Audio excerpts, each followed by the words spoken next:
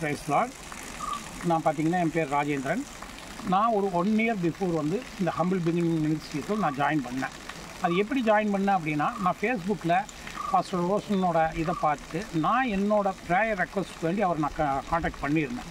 Contact பண்ணி எனக்கு வேண்டி ப்ரே பண்ண சொல்லியிருந்தேன். ஏன்னா நான் வந்து ஒரு 4.5 இயர்ஸ்க்கு முன்னாடி ஒரு ஆக்சிடென்ட் ஆகி நடக்க முடியாமல் இருக்கேன். அப்புறம் நான் தனிமையாக இருக்கேன். இன்னும் நான் வந்து அன்மேரிடு. ஸோ எனக்கு என்ன ஒரு வாழ்க்கை துணை வேணும், இன்னொன்று என் கால்கள் விரைவாக குணமாகணும், இதுக்கு வேண்டி ப்ரே பண்ணிக்கன்னு சொல்லியிருந்தேன். அப்புறம் ஒரு 2-3 மாதம் கழித்து மறுபடியும் அவர் ஒரு மெசேஜ் பண்ணியிருந்தார். அப்புறம் மறுபடியும் மெசேஜ் பண்ணிட்டு பிரதர் நான் வந்து ப்ரேயருக்கு வீட்டுக்கு கூப்பிட்டேன். கூப்பிடும்போது ஆண்டவர் எப்போ இது பண்ணுறாரோ அனுமதிக்கிறாரோ அன்றைக்கு வரேன் அப்படின்னு சொல்லியிருந்தார். அப்புறம் ஒரு தடவை கூப்பிட்டு ஒரு 3 மாதம் தொடர்ச்சியாக ப்ரேயர் வைக்கணும் அப்படின்னாரு. சரி சந்தோஷம் பாஸ்டர்ன்ட்டு முதல் மாதம் வந்தார். வரும்போதே என் மனசுக்குள்ள அப்புறம் தடுமாற்றங்கள் இருந்து உலக பிரகாரமான காரியங்கள் நிறையா இருந்தது.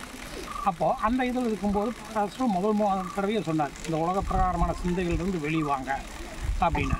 அப்புறம் பார்த்ததுன்னா மறுபடியும் தொடர்ச்சியாக மறுபடியும் 3 மாதம் பாஸ்டர் வரும்போதே அந்த மாற்றங்கள் எனக்குள்ளே தெரிஞ்சது. அதுக்கப்புறம் சில ஃபினான்ஷியல் இழப்புகள் இந்த மாதிரி சூழ்நிலைகளிலிருந்து நானும் அந்த உலக பிரகாரமாகவே மறுபடியும் அதுக்குள்ளே விழுந்துகிட்டே இருந்தேன். அப்புறம் பார்த்திங்கன்னா ஒரு பீரியடில் நான் அந்த இழந்த பணத்தை மீட்கிறதுக்காக போராட்டிக்கிட்டு இருக்கும்போது வேறு சட்டப்படியான நடவடிக்கைகளில் எடுக்கும்போது அதுலேயும் தோல்வி தான் வந்தது.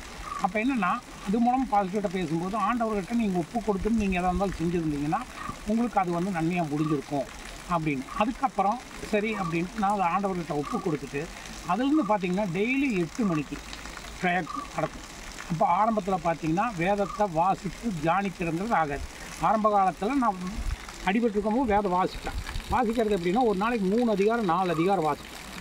நான் அடிபட்ட காலத்தில் வந்து 2 தடவை பைபிள் ஃபுல்லாக ரீட் பண்ணியிருக்கேன். உங்களுக்கு எப்படி ஆக்சிடென்ட் ஆயிடுச்சு? எனக்கு பார்த்திங்கன்னா நான் வண்டியில் காலையில் நேரம் 10:30 மணிக்கு வந்துட்டு இருக்கும்போது ஒரு குழி தட்டி விட்டு பள்ளத்தில் விழுந்தது. வண்டி நானும் விழுந்தது, கால் ஆக்சிடென்ட் ஆகி அது ஒரு ஆப்ரேஷன் பண்ணி அது 1 இயரில் ரெடி ஆகிற ஸ்டேஜில் அது உள்ளுக்குள்ளே இருக்க பிளேட்டெல்லாம் இன்ஃபெக்ஷன் ஆகி மறுபடியும் நடக்க முடியாமல் உயிர் போயிடும் அப்படின்னு சொல்லி ஒரு 15 நாள் வெண்டிலேஷன்லேயே வச்சுட்டாங்க. 15 நாள் கழித்து தான் வெண்டிலேஷன் எடுத்துருக்காங்க. 1 மந்த் கழித்து தான் எனக்கு அந்த சுய நினைவே வந்தது. அதுக்கப்புறம் வெளியே கூப்பிட்டு வந்து மறுபடியும் டாக்டர்ஸ் மாற்றி பார்த்து நடக்க முடியாத சூழ்நிலை இருக்கும்போது தான் நான் இந்த இதில் வந்து அதுக்கப்புறம் தான் அற்புதமாக எலும்புல கூட செய்தார். இன்னும் ஒரு ஆப்ரேஷன் இருக்குது, ஆனால் அது பண்ண முடியாதுன்னு சொன்ன டாக்டர்ஸ் இப்போ ஆப்ரேஷன் பண்ணலாங்கிற அளவுக்கு பண்ணியிருக்காங்க.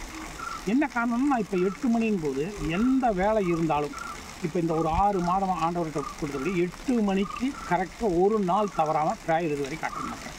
முன்னாடி பார்த்ததுன்னா பைபிள் வாசிக்கிறதுக்கும் தயங்குவேன், யாராவது அதான் நினைப்பாங்களோ, தியானிக்கிறதுக்கு தயங்குவேன்.